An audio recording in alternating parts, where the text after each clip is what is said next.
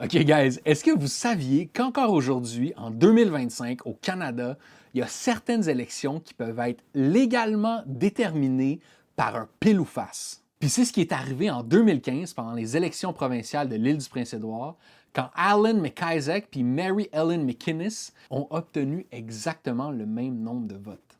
Dans la plupart des juridictions au Canada, ça va être le directeur de scrutin qui va décider du gagnant s'il y a une égalité, sauf à l'île du Prince-Édouard. Dans la loi électorale de l'île du Prince-Édouard, c'est écrit article 102, s'il y a une égalité, ça va se passer à pile ou face. C'était ça en 2015, puis c'est encore ça aujourd'hui. Fait que, guys, croyez-moi quand je vous le dis, chaque vote compte. Au moins, les règles sont claires. Le candidat qui arrive en premier dans l'ordre alphabétique va avoir face, l'autre va avoir pile, puis le tirage va se faire avec une pièce de 1$, mais pas n'importe laquelle.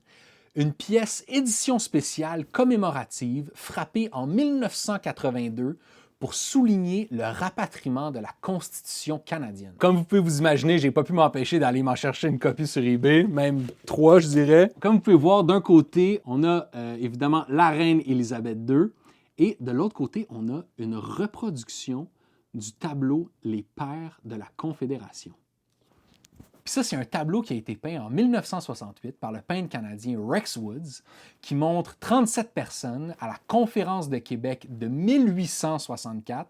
Et ils sont tous là, assis autour d'une table, en train de brainstormer sur comment le Canada pourrait devenir un pays. C'est une scène semi-fictive parce qu'il y a eu 3 conférences, mais celle de Québec, c'est la plus grosse, fait qu'ils ont dit, écoute, on va faire une belle peinture avec tout le monde, un beau souvenir comme si tout le monde était là. Puis ce qui est intéressant, c'est que la peinture de Rex Woods, qui est la référence pour la gravure sur la pièce, c'est en fait la 4e version par 3 peintres différents de la scène de la Conférence de Québec.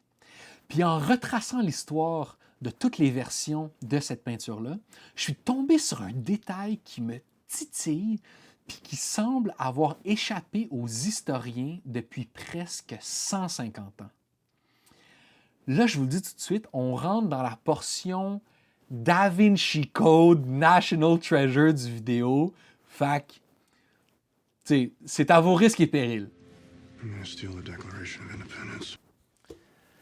Donc, en 1883, pendant que certaines des personnes sur la peinture sont encore en vie, le gouvernement canadien va demander au peintre canadien Robert Harris de faire un tableau pour commémorer la Confédération canadienne et immortaliser tous ceux qui ont pris part aux négociations à Québec, à Charlottetown et à Londres. Robert Harris va accepter, il va leur charger 4000$, puis il va se mettre à l'œuvre.